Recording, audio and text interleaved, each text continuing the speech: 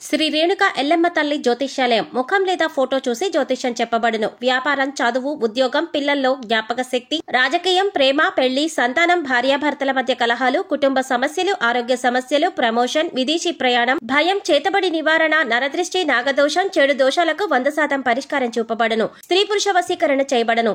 కోయ గురూజీ లక్ష్మణరాజు గారు. Cell number 8466923012. మంచి హస్తవాసి ఉన్న గురూజీ. ఒకసారి కాల్ చేస్తే మీకే తెలుస్తుంది. ఓం శ్రీమాత్రే నమః. ఛానల్లోకి స్వాగతమండి. కర్కాటక రాశి వారికి అదృష్ట సమయం వచ్చేసింది.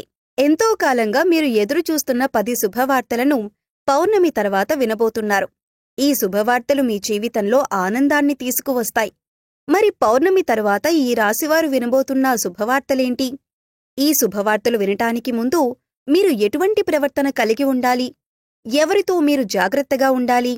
అలాగే ఏ దేవతారాధన చెయ్యాలి అనే అంశాలతో పాటుగా కర్కాటక రాశివారి గురించి కొన్ని ఆసక్తికరమైన విషయాలను మనం ఈ వీడియోలో తెలుసుకుందాం.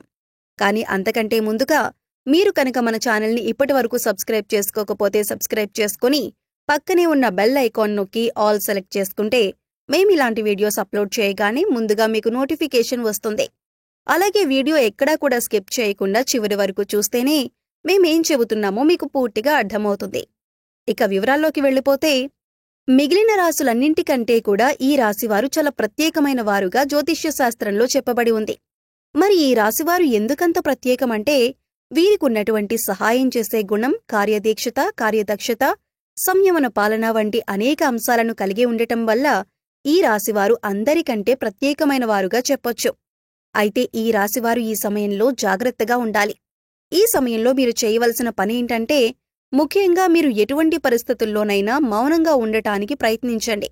ఇలా కనుక మీరు కొద్దిగా ఓర్పు పట్టి మౌనంగా ఉన్నట్లయితే ఇప్పటిదాకా మీరెవ్వరూ వినని 10 శుభవార్తలను మీరు వింటారని చెప్పటంలో ఎటువంటి సందేహం లేదు. అయితే మీ ముందు నవ్వుతూ మాట్లాడే కొందరు వ్యక్తులు వెనుక నుండి మీ నాశనాన్ని కోరుకుంటున్నారు. వారెవరు అనే విషయం ఈ వీడియో చివరి వరకు చూస్తే మీకు అర్థమవుతుంది. ముఖ్యంగా 3 వ్యక్తులు మీ జీవితంలో మీరు పైకెదగకూడదని మీ నాశనాన్ని కోరుకుంటూ ఉన్నారు. ఆ 3 వ్యక్తుల్లో 2 స్త్రీలు, 1 పురుషుడు మీ శత్రువులతో చేరి మీ శత్రువులకు అనుకూలంగా ప్రవర్తిస్తూ మీ నాశనాన్ని కోరుకుంటున్నారు. ఈ సమయంలో మీరనుకున్న పనులు అనుకున్నట్లు జరగాలి, ధనలాభం కలగాలి, అందరికంటే ముందుండాలి అనుకున్నట్లయితే కనుక మీరు ఏం చేయబోతున్నారు అనే విషయాలను ఇతరులకు అస్సలు చెప్పకండి. మౌనం వహించండి. ఎందుకంటే మీరు జీవితంలో ఎదగటం ఇష్టం లేనివారు ఖచ్చితంగా మీ మాటలు వింటే మీ నాశనాన్ని కోరుకుంటారు. అంతేకాదు, ఈ సమయంలో మీరు కొన్ని జాగ్రత్తలు పాటించినట్లయితే ఖచ్చితంగా మీరు శుభవార్తలు వింటారు. కుటుంబంతో సంతోషంగా ఉంటారు. ఏ ఒక్క దేవుణ్ణి ప్రార్థిస్తే 2 దేవుళ్ల అనుగ్రహం కలుగుతుందో మీకు తెలుసా? అదేనండి, రాముణ్ణి ప్రార్థిస్తే హనుమంతుల వారి అనుగ్రహం కూడా మీకు కలుగుతుంది. ఇక వీరిద్దరి అనుగ్రహం ఉంటే ఈ రాశివారి జీవితం 3 పువ్వులు 6 కాయలుగా మారిపోతుంది. మరి ఆంజనేయ స్వామి వారికిష్టమైన మంగళవారం రోజున మాంసాహారం తినకుండా రాములు వారిని అలాగే హనుమంతుల వారిని ప్రార్థించినట్లయితే మీ మనసులో ఉన్న కోరిక త్వరగా నెరవేరుతుంది. అంతేకాదు, ఇలా చేయటం వల్ల రాముల వారి అలాగే హనుమంతుల వారి అనుగ్రహం కూడా మీపై పరిపూర్ణంగా ఉంటుంది అని చెప్పటంలో ఎలాంటి సందేహం లేదు. ఇక అనేక రకాలుగా శనిదోషాలతో బాధపడేవారు, అంటే ఏలినాటి శని, అర్ధమ శని, అర్ధాష్టమ శని, ఇలా అనేక రకాలుగా శనితో కలిగే ఎటువంటి దోషాల నుంచి బయటపడాలి అంటే మంగళవారం నాడు ఆంజనేయ స్వామి వారిని విశేషంగా పూజించాలి. మరి ఇటువంటి పూజ చేసేటప్పుడు మాంసాహారం తినకుండా చేస్తే విశేషమైన ఫలితాన్ని పొందుతారని పండితులు చెబుతున్నారు. ముఖ్యంగా ఉదయాన్నే, అంటే భోజనం చేయటానికి ముందే పూజ ముగించుకుంటే మంచిదని తెలియజేస్తున్నారు. ఈ వీడియోని మీరు చివరి వరకు చూస్తేనే మీరు చేయకూడని తప్పులతో పాటుగా ఏ వ్యక్తులతో మీరు దూరంగా ఉండాలి అనే అంశాలు మీకు వివరంగా తెలుస్తాయి. అలాగే వీడియో నచ్చితే లైక్ చేసి మన ఛానల్ని సబ్స్క్రైబ్ చేసుకోవటం మర్చిపోకండి. ఇక రెండవ తప్పు మీరు చేయకూడనిదేంటి అంటే, మీరు కోపాన్ని అదుపులో ఉంచుకోవాలి. అలాగే కోపంలో ఉన్నప్పుడు ఎదుటివారిని ఎంత మాట పడితే అంత మాట అనకూడదు. అలాగే ఎదుటివారిని దూషించకూడదు. ముఖ్యంగా మీ దగ్గర లేని వ్యక్తి గురించి ఎదుటివారితో నెగిటివ్గా చెప్పకూడదు. అలాగే వాడకూడని పదాలు వాడుతూ ఎదుటివారిని దూషించటం కూడా మానుకోవాలి. ఎప్పుడైతే మీరు వాడకూడని పదాలు వాడతారో అది ఇంట్లో కానీ, మీరు పనిచేసే సంస్థలో కానీ, ఇరుగు పొరుగు వారితో కానీ, ఎక్కడైనా సరే ఇటువంటి పదాలు వాడినప్పుడు లక్ష్మీదేవికి ఆగ్రహం కలుగుతుంది, మిమ్మల్ని వదిలి వెళ్ళిపోతుంది. అప్పుడు మీరు పేదరికం అనుభవించవలసి వస్తుంది. ప్రత్యేకించి ఈ సమయంలో మౌనంగా ఉండాలి. ఈ జాగ్రత్తలు తీసుకుంటే కనుక ఈ రాశివారు ఈ సమయంలో శుభవార్తలను ఖచ్చితంగా వింటారు. మీరనుకున్న పనులలో విజయాన్ని కూడా సాధిస్తారు. మిమ్మల్ని ఎవరైనా రెచ్చగొట్టినా సరే, అనకూడని మాటలు అని మిమ్మల్ని ఆవేశపరిచినా కూడా మీరీ సమయంలో మౌనంగా ఉండటం వల్ల అనేక ప్రయోజనాలను పొందుతారు అనటంలో ఎలాంటి సందేహం లేదు. కొద్దిగా ఓర్పు వహించినట్లయితే కనుక జీవితంలో మీరు శుభవార్తలను వింటారు. అంతేకాదు, మీరు జాగ్రత్తగా ఉండవలసిన ఇంకొక అంశం ఏమిటంటే, అందరినీ నమ్మి మీరు డబ్బుగా అప్పిచ్చినట్లయితే కనుక మీకు డబ్బు తిరిగి వచ్చే అవకాశాలు చాలా తక్కువగా ఉంటాయి. ఈ విషయాన్ని మీరు గమనించాలి. ఎందుకంటే ఎవరిని పడితే వారిని నమ్మి డబ్బిచ్చినట్లయితే మీ అవసరాలకు డబ్బు లేక మీరు చివరికి ఇబ్బంది పడవలసి వస్తుంది. మనకున్నంతలో దానం చేయటం, హెల్ప్ చేయటం తప్పు కాదు. కాకపోతే మనం చేయలేని సహాయాన్ని కూడా మీ భుజాల మీద వేసుకుని చేయటం వల్ల మీరు చిక్కుల్లో పడే అవకాశం ఉంటుంది. ఈ విషయాన్ని మీరు గమనించాలి. ఇక ఆర్ అనే అక్షరంతో పేరు మొదలయ్యేవారు ఎవరైనా ఉంటే అటువంటి వ్యక్తుల వల్ల మీ జీవితంలో కష్టాలు అధికంగా వస్తాయి. కాబట్టి అటువంటి వ్యక్తులెవరో మీరు పరిశీలించి వారికి మీరు దూరంగా ఉండటం మంచిది అని సూచించటం జరుగుతుంది.